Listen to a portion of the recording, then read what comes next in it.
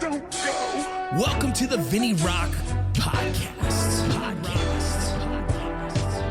I took the blows and did it my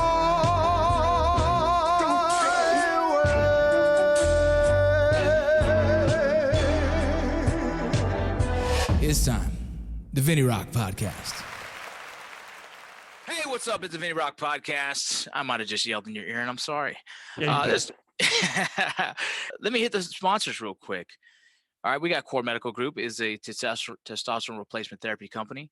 If you're a veteran and you haven't had your blood work done, I recommend it because you probably have low T and you probably have a low sex drive, and it's all because you're low T. So if you guys are interested in getting your hormones checked, go to Core Medical Group. They will send you testosterone directly to your house. It's a telemedicine setup because of COVID. They found a way to make it work. You guys hit up Core Medical Group for your testosterone replacement therapy. Hit them up. Live Bearded. I have this beautiful, gorgeous beard because of Live Bearded. It is a veteran-owned company. They are positive. They are cool. They are all about just trying to raise a cool culture. Use promo code ROCCO. Get yourself 10% off. WilliePeachChocolates.com is a veteran who makes chocolates out of his own home. He adds different chili peppers to it, jalapenos, serrano peppers, habaneros, anything you can think of. He makes these cool little chocolates with all kinds of different flavors. Hit him up.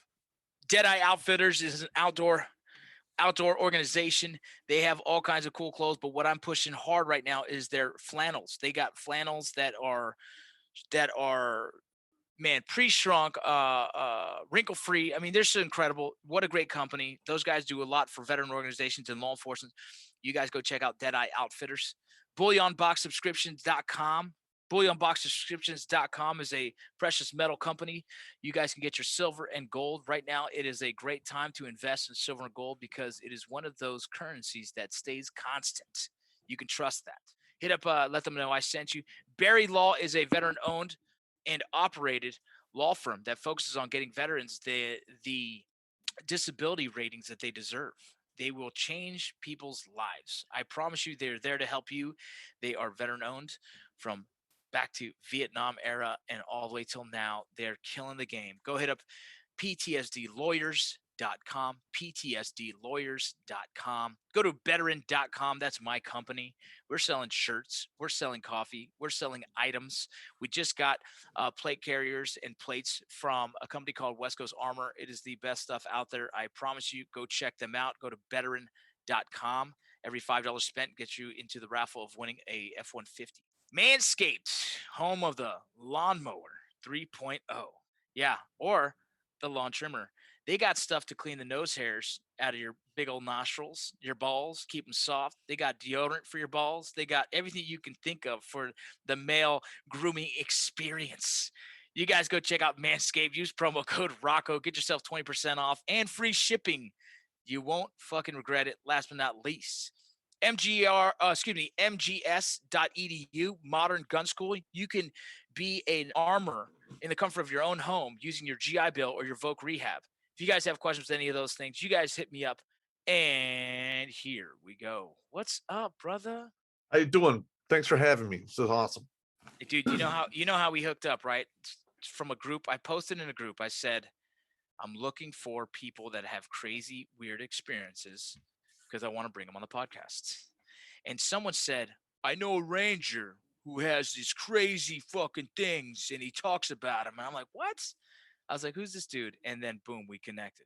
Yeah, you're talking about my time at Abu Ghraib prison in 2004. Yes. That Yes, place was first, stupid haunted. bro, before we get to that, for my listeners, please introduce yourself. All right, my name is First Sergeant Popp, retired. I did 33 years in the Army.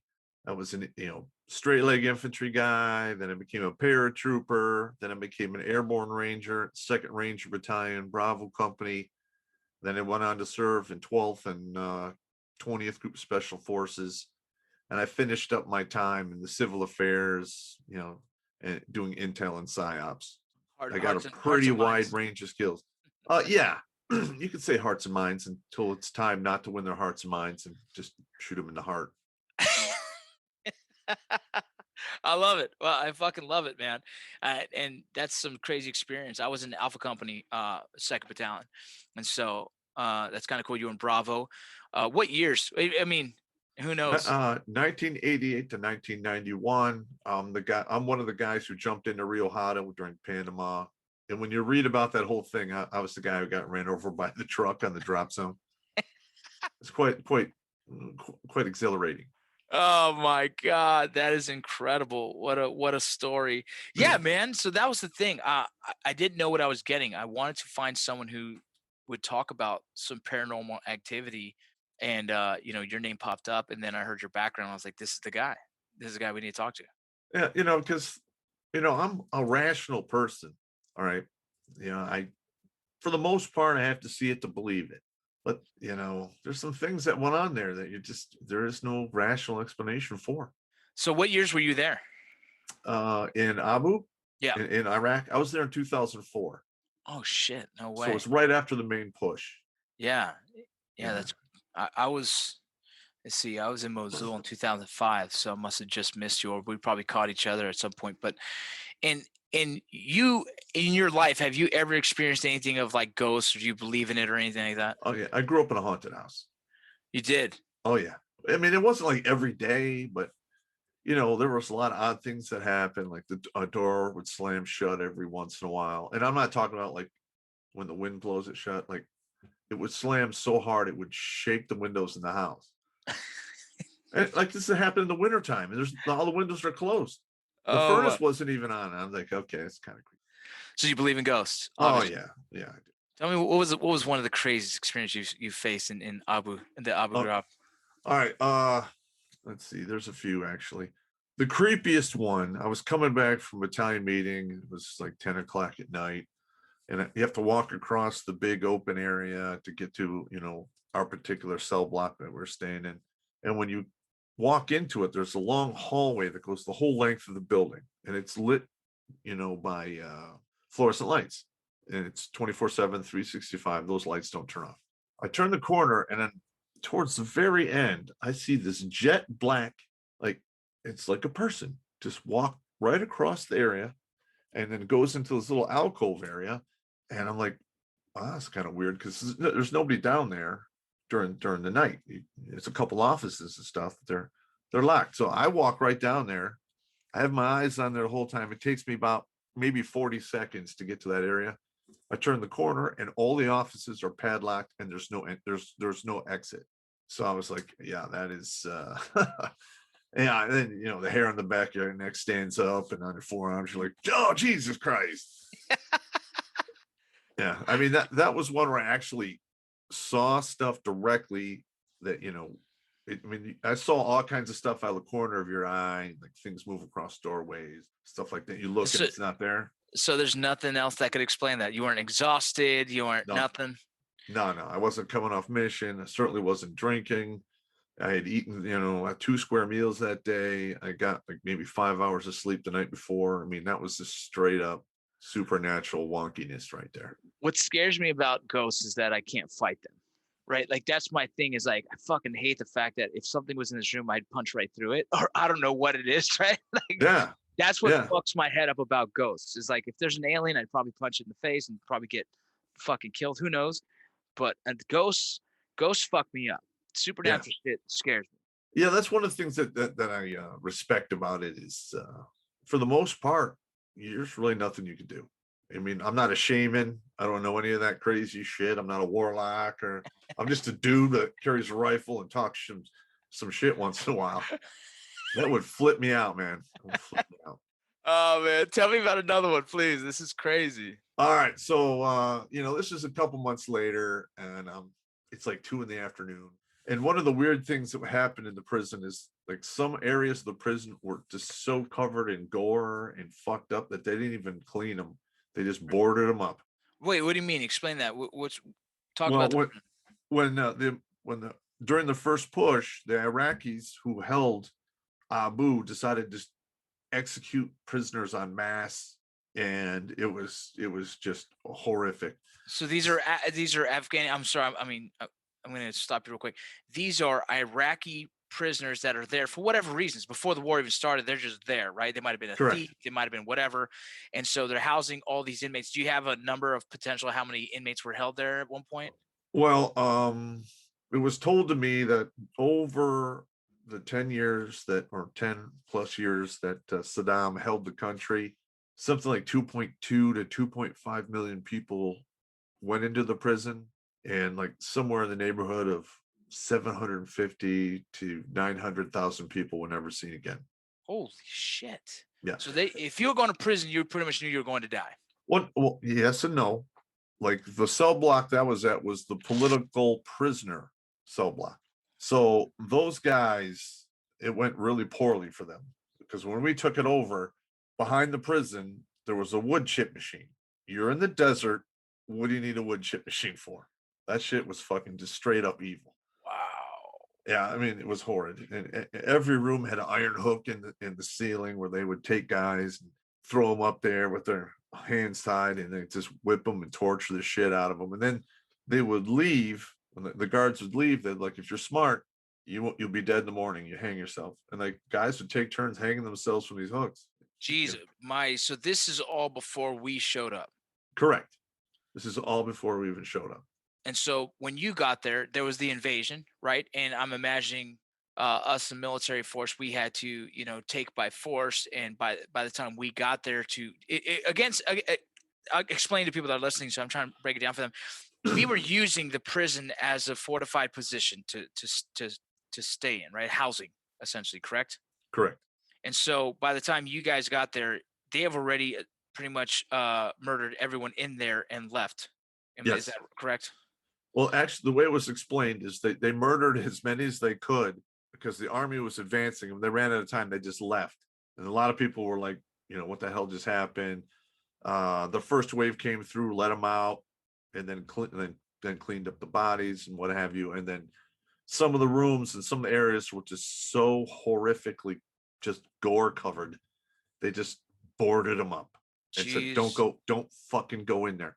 So, I mean, and, just outside the walls, they've uncovered like 3 mass graves because they actually bulldozed the top of it for whatever reason, the engineers. And there was literally piles of dirt with bones and flip-flops and rags. And plus the whole place just stunk of dead bodies. It was just horrific.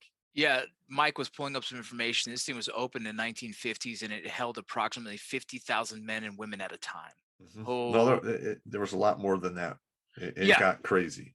Oh, I mean, that's what it's listing here. I've been in a facility where you just pack it in tight. It's kind of like the basic training freaking cattle trucks. Yeah. How many could fit? Always one more. All of them. Yeah, stack them like cordwood. Fuck them.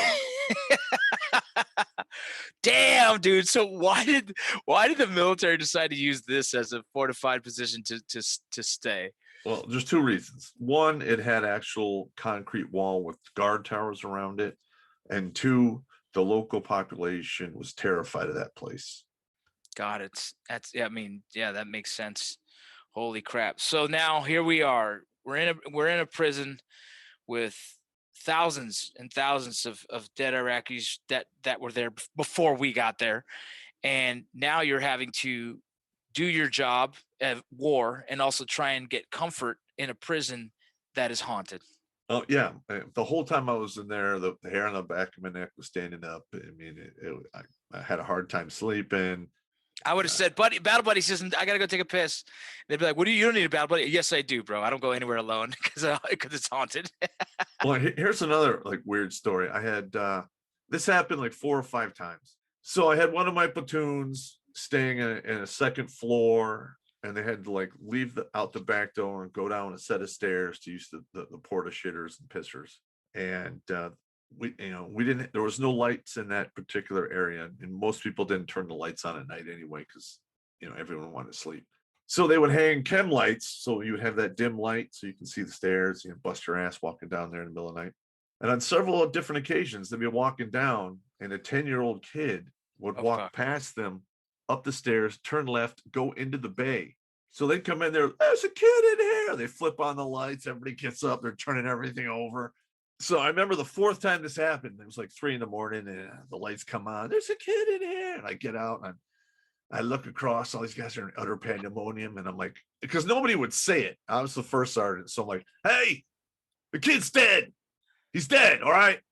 He ain't here. And I remember I go to turn the lights off, and the guy at the other end of the bay who turned the lights on had that look in his face. Like, I turned the lights off. Dude, they were nugged out, man. Oh, they needed first sergeant to explain it to them because they didn't want to believe it. Yeah. I'm like, he's dead. Because they kept seeing this kid. I mean, he's maybe, a young kid, maybe 3-4 feet tall, just walked by. Oh my God, bro. I would lose my mind. I wouldn't be able to do it. I'm gonna be honest. I probably would have been, hey, first sergeant, I need to go somewhere else. No, I like that guy who was by the light switch. I had to move him somewhere else in the room because he's like, I'm tired of this kid walking by my bunk in the middle of the night. I just can't do it anymore. I'm like, all right, yeah, okay. We'll move you over here. And we like had this like big area around the door where nobody would fucking like sleep, because every once in a while, if you were too close to the door, the kid would walk by you and you'd see him.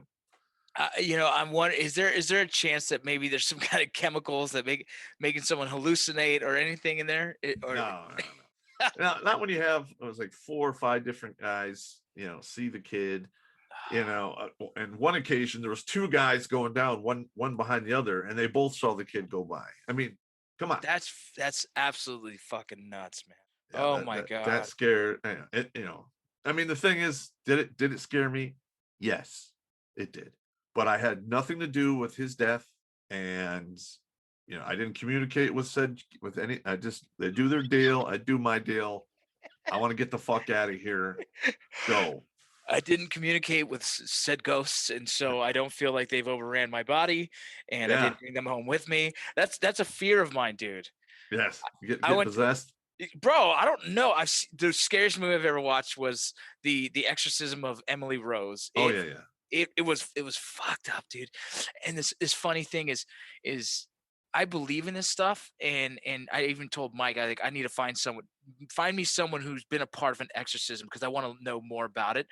But dude, I don't want to play with that stuff either. I don't want to. I don't know. I don't understand it enough to fuck with it.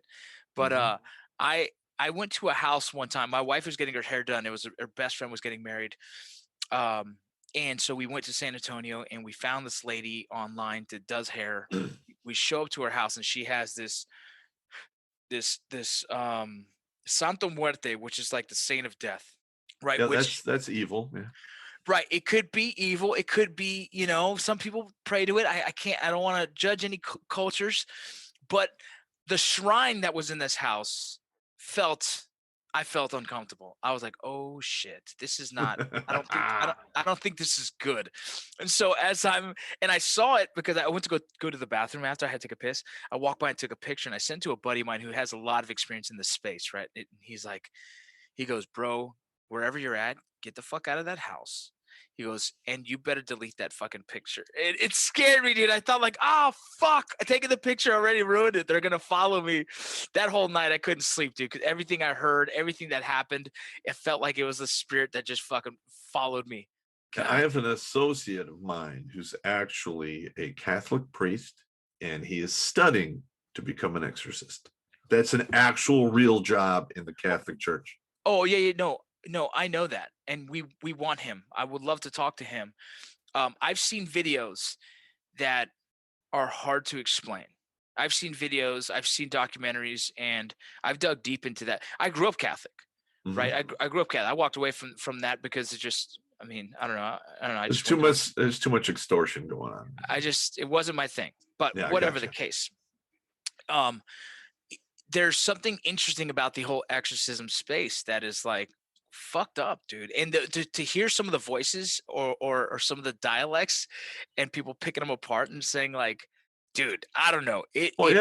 Remember, there's a couple of cases where you have like 9, 10, 11-year-old children speaking dead languages that you need an archaeologist to go, hey man, that's ancient Babylon. There is 0% chance that this kid was exposed to this shit in our media subset to learn this stuff consciously or subconsciously. This is nuts. That's the kind of shit that throws me off, dude. Yeah, I mean, there are things out there that people do not want to acknowledge, and it's okay if you don't believe in them. You piss them off, they'll believe in you. Yeah. Yeah. I don't need that. No, no. I have a buddy. I'm gonna go probably get a tattoo today. He does these kind of ghost things. And he was talking about going with me to a haunted house and giving me a tattoo in a haunted house. I'm like, ah, dog, it sounds fun until like I go home and now my house is haunted. Yeah. Yeah. We're actually going to start doing some supernatural shows on my channel. Yeah. Well, I'm like, we're going to go to these places, set up the microphones, walk around, put up a bunch of cameras, and then then leave and then go through the footage. If we find anything good, then we'll put it on the show. But Yeah. I mean, the thing is like you can go to these places, and for the most part, if you have your cross or whatever you believe in with you, and you don't take anything from the site, and you don't communicate with them, your chances of bringing that shit with you are not that great. So you've studied this enough to know like a little bit of the kind of the rules that you want to kind of abide by. Yeah. I mean, you don't want to talk to them because for the most part, you're just a walking column of meat in their area, and you leave and you're gone. You start talking to them like, oh, wait a minute, I can fuck with that guy now. And yeah, you don't want that. You ever use a Ouija board? Oh no, never.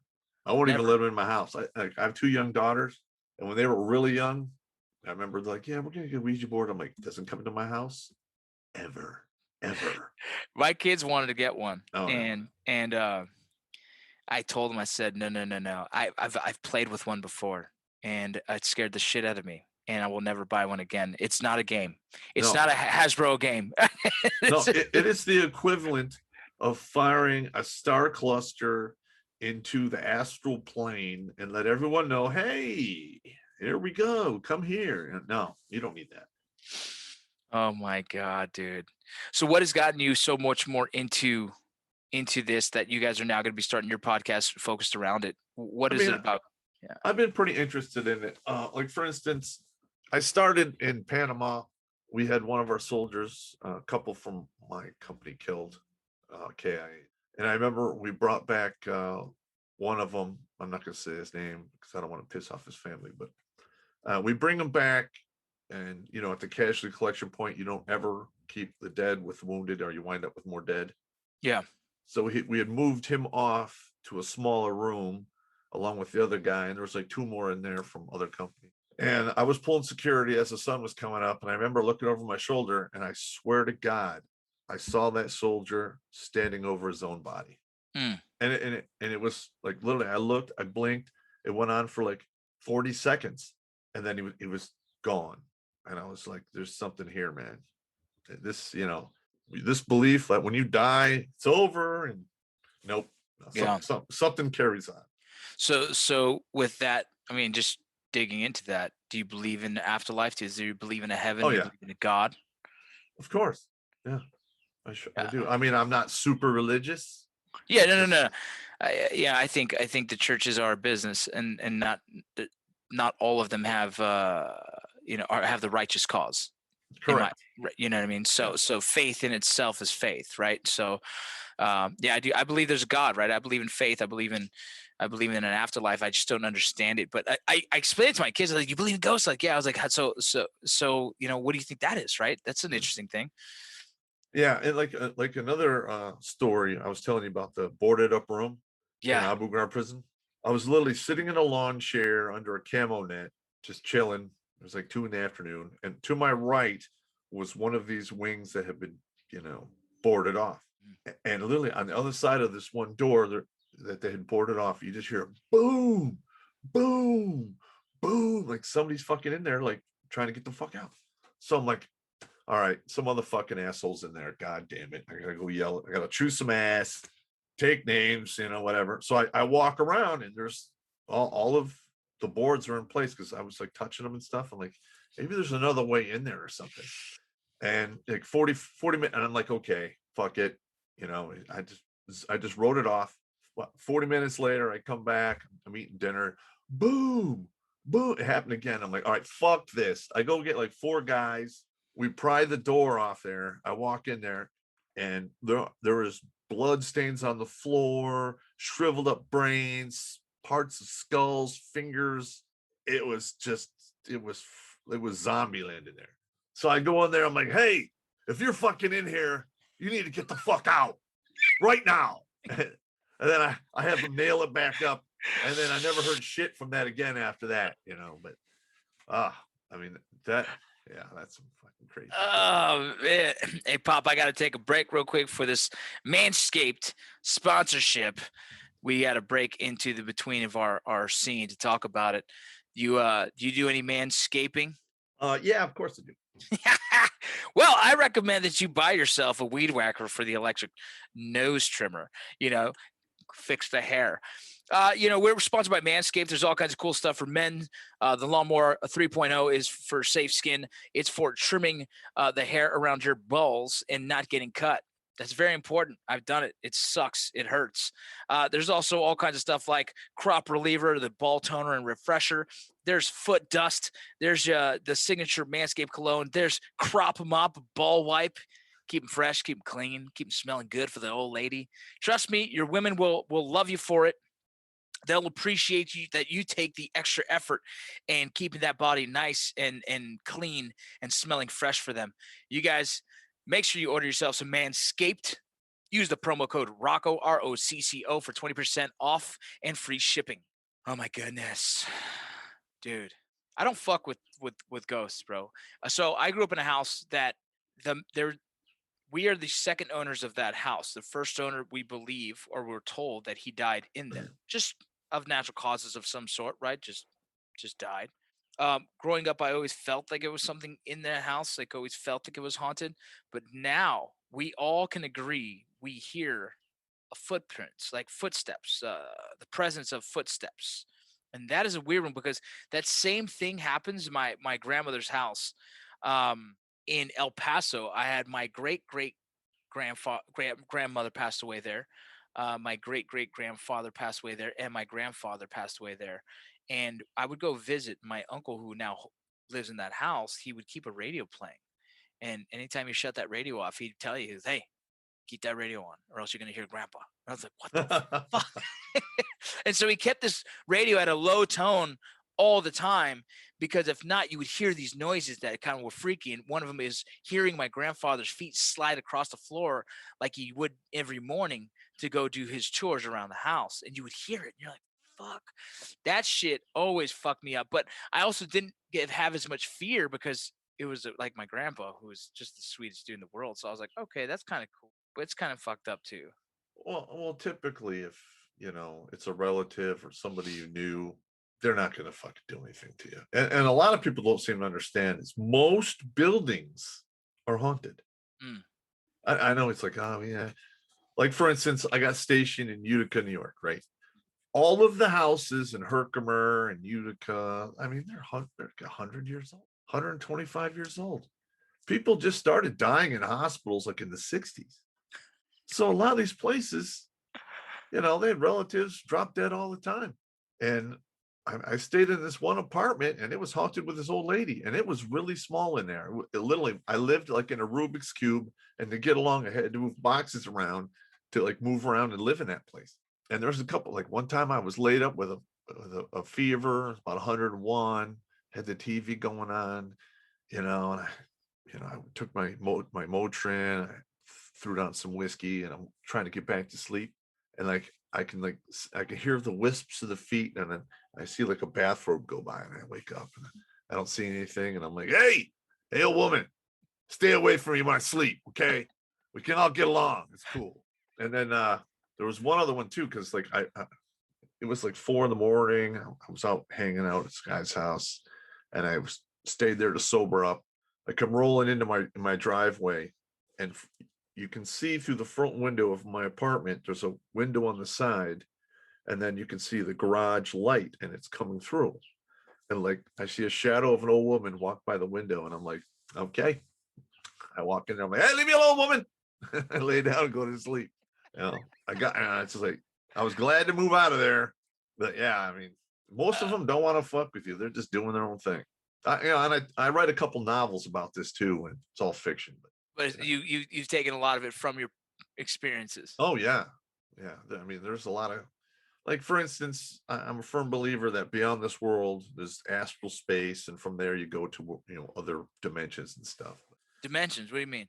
Well, you know, heaven, and there's other, you know, I mean, I firmly believe in the multiverse, that they all vibrate at their own frequency, and we can't see them or interact with them until you leave this frequency behind. Mm. Because Yeah. in this universe, all matter is tuned, to this particular place. But when you leave, you're not taking the matter. Your energy just goes somewhere else. Oh, It's weird. I know it's deep. It's crazy. that's fucked up. I'm just saying. I mean, there's all kinds of craziness going on. You heard of the Mandela effect? Yes, I have.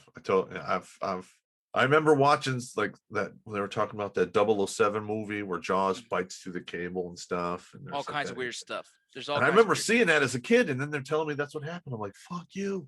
There's a- No. there's a weird thing with that Mandela effect that I've never understood, and it would fall into this multiverse conversation of like, there's a show that it was Sinbad the actor. Yeah. I remember, I feel like a fucking weirdo. I remember a movie he played a genie Yeah. Yeah. and called like Shazam or Shazam or some shit. Uh-huh. And people will remember that. There's people all over that remember that. And then it is proven in our time now, right now, wherever we're at in this fucking, in this universe, he's never played that character. And he says it. He goes, I've never played a genie in anything I've ever done. So I think I remember that. Well, dog, that's what I'm saying. And then people are like, oh, people are like, you're getting it confused with Shaq playing Kazam. I'm like, no. Fucking Sinbad played Shazam. And I remember this whole fucking movie. Wow. Yeah. Yeah. And that's fucked up, man, because it makes you really feel like, where did we go? Where did our universe cross paths with another universe? And now we have fucking two realities, Yeah. Well, you remember one reality, but now it's a different. Yeah, it doesn't exist. It doesn't exist. And that's the weirdest thing, that this is even a thing that we're dealing with now, because like you got Bernstein Bears, and it all kind of falls. I'm curious to know if like maybe, so when a ghost, if someone dies, their energy, their spirit, why would it be stuck in here and not onto another life? And is it our job to try and help them? Is eventually you think that's going to be a thing, or is it they're just waiting their time, or do you have a remnants that stays behind before it goes on to another place? Well, like in my novels, I write about like there's spirits and there's ghosts. A spirit is somebody who travels into the lobby and then goes into the light and then comes back. A ghost never makes that venture. It just stays here on the earth. And why? They either they don't know they're dead, or they fear something in the light and they stay behind, and they just keep reliving the routine over Groundhog's Day. Yeah, they just keep going through the routine, and that's the reality until either they man up and go into the light, or man the fuck up, ghost. Man, get the fuck out of here. Get out of here, man. But yeah, I mean, there's something weird that goes on, and I can't explain it. You ever heard of purgatory? Right, in the Yeah. faith, in the world of faith, purgatory is this space where they're still being, they're stuck in purgatory. There is no up, no down, no positive. That's just fucking the Groundhog's Day, essentially, which is almost its own hell. Yeah, actually, I was thinking of doing a couple comedy routines where I'm like, I'm an old like Vietnam sergeant, like E7, and I'm like, I run this place. It's called Desk X-ray, and apparently there's so many people on the earth and so many people dying that they just can't keep up with it. So I'm like contracted out. I'm in purgatory, and you still have to deal with all of the pain and bullshit you had in life, but you just can't die. So like people like it's like people who commit suicide have to come and see me, and then I make the decision: do they go to the hot house? Do they get behind the curtain, go to heaven, or do I recycle them through the other door and they go back to a vagina and have to do it over again? So. Oh fuck, that's funny. So with your novels and everything else, what's the goal? What are you working towards? Is Hollywood a goal of yours? Is having your own show? Well, I just like one of the reasons I started the whole Redonkulas thing is back when I got divorced, and I got like really was made homeless. My ex-wife killed my dog. I lost my kids. They just fucking crucified me. And I mean, I was there ready to suck on the gun. All right. I Yeah. mean, I was there. And the weird thing is one of my old company commanders out of the blue comes to see me at my desk, and we just bullshit for about half an hour. And he's like, all right, man, I'll see you later. He leaves. 4 days later, he kills himself almost exactly to the way I had planned it. And then I wound up being the NCOIC for his entire goddamn funeral. And I got to see all of the horror that does to your loved ones you leave behind. And I'm like, you know what? I'm not going to do that. In fact, I'm going to do everything in my power to keep dudes from doing that. So, you know, I started a nonprofit called Second Class Citizen, and then I formed Redonkulas underneath that. And I used comedy and so forth to try to keep guys from doing that. Because when you're there, you think you're the only one it's happening to, and nobody gives a shit. And you know what? If I tell my story and people like chuckle a little bit and they see that little glimmer of light at the end of the tunnel, they can be like, hey man, this motherfucker Pop did it. I can ride it out and get to that light at the end of the tunnel. And Yep. that's why I do what I do. No, I love that. Want to tell me more about Redonkulas? Well, you know, I've been attacking a lot of feminism and their crazy brainwashing and propaganda they do, and all I really do is just bring out the facts and reality, and and there's nothing they could do. And all my videos, you go to the sources, and I have like the articles and the studies and so forth. I just rip apart their whole narrative. Yeah, they come at me like, well, you know, you should really see our version of reality. And I'm like, listen, bitch, there's one reality. Everything else is either a perspective or an opinion. I don't deal in those. Yeah, it's been tough. It's been tough. It's been a tough time in the media space for man. If you just have any kind of different views, you all of a sudden can be chastised or cancel cultured. And I walk a fine line with that. I walk a fine line with that of being very safe about the content because of the fact of what I do for a living. But there's also this feeling of why do I have to fear that? It's just weird that we're even in a time like this, and I can't dig too deep into it because I know. Yeah. Like when I was still on AGR status for my last 12 years in the service, and on 2 different occasions, I had a colonel show up to interview me about my redonkulas.com project. Yeah. One was from public affairs and one was sent from the IG from the Pentagon. Whoa. Well, you know, and they're like, and it was really funny because I go in there, I sit down, and the colonel's like, so, well, Pop, can you tell me about this Redonkulas thing? And I tell him, I'm like, listen, I'm not talking about bad about the government or the army. I'm just talking about reality. And this is my version of therapy to keep me from going crazy. And the colonel looks at me, smiles, and goes, therapy, I can sell that. Give me something I can use. Give me something I can use. You could tell they didn't want to burn me to the ground. And I'm like, I gave him, I mean, it's the truth. I mean, you and I both know when shit goes absolutely south and it's all fucked up, there's no food, no water, everyone's tired, maybe some guys are hurt. The guy cracks a joke and you're like, yeah, okay. Like literally, man. you can take that extra step if you could just laugh. I agree. No, I love that. I love that. It's freaking dope, dude. Well, shit, man. Tell me where people can find you. Tell me what you're out there promoting and pushing so we can kind of get the listeners involved. Okay. Well, I run redonkulas.com. Spell that out. REDONKULAS.com. Yeah, I knew it was spelled funny. That's good. Yeah, it is. But you know what? Sooner or later, I'm the only one using it. They're gonna change that spelling to mine once enough people recognize it. And then I do that. I have a YouTube channel. I got a BitChute, Brighteon. I'm on all of the alt tech platforms. Because you got Joe Rogan who's building his he's got his podcast under one name, and he's got millions of subscribers, listeners. It's big.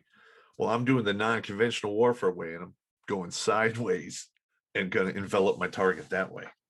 Oh, I love it. I love it. Yeah, I'd love to see the list of those and see where I can jump on myself for my own right. You should try that Clubhouse app. It's kind of a cool one for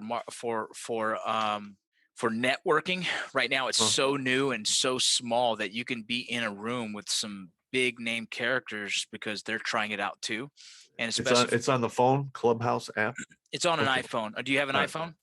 No, I have an Android. Oh yeah. So right now it's only available for iPhone users. Okay. They're All still right.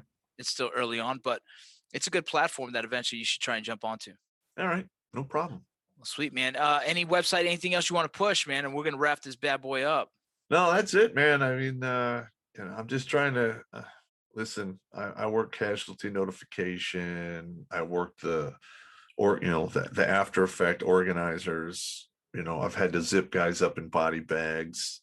I just got sick and tired of these young guys going through a divorce or a breakup and then driving their motorcycle at 180 miles an hour into a viaduct a couple of days later. I mean, we all knew what happened, but it didn't leave a note or anything like that because you don't want to fuck up his life insurance for his loved ones.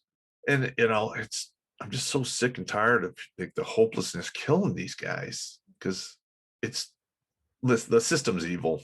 I'm just gonna say it. The whole divorce industry, anything that can destroy love and hope is straight up evil and needs to be destroyed. Yeah. No, I hear you. I've been through a divorce that was ugly, and going through the struggle of the whole thing and figuring it out again, and luckily coming out the other end, and still to this day, holding on to a relationship, making sure that everything I do and everything we do and partake in is going to be healthy for us, because it's like this world is trying to destroy everything that's normal and family and love. Yeah. I'm actually working on a webinar called Administrative Violence, where I'm going to show guys how to fight back against the system using the system. Love it. Because the whole divorce industry, that's just one arena. And in that arena, you're basically in the sand at the beck and call of the emperor to kill you anytime you want. Bro, I'm still paying off debts from my first divorce. Yeah, men usually get hit with the debt almost 90% of the time. Oh, for sure. I got hit so hard with that, and all the fees and everything else, and even coming out feeling victorious, I still owe it a $30,000, $40,000, $50,000 tab. Mm-hmm. Don't ever do it again, man. Working on that. Don't do it again. Oh, brother, I appreciate it, Pop. Seriously, love having you on here, man. I'm excited to go check out everything you got going on. If you do anything in the supernatural space, please invite me at least once. I gotta be there with you, and you're gonna see a big 270-pound dude scared out of his fucking mind. Yeah. That's one of my fears is I'm gonna scream like a bitch. I want to try to keep my composure. Like, okay. Yeah. And we need to. You need to send Mike some information on the exorcist training, because I want in on that. All right. I'll see what I can do to get back in contact with that guy. But yeah, he's out in Ohio. I sat down with him on 2 different occasions, and some of the shit he said or talked about was just absolutely terrifying. Yeah, it's all terrifying. It's all fucking scary. All right, brother, man. You have a good day. All right, man. Take it easy. Later. I took the blows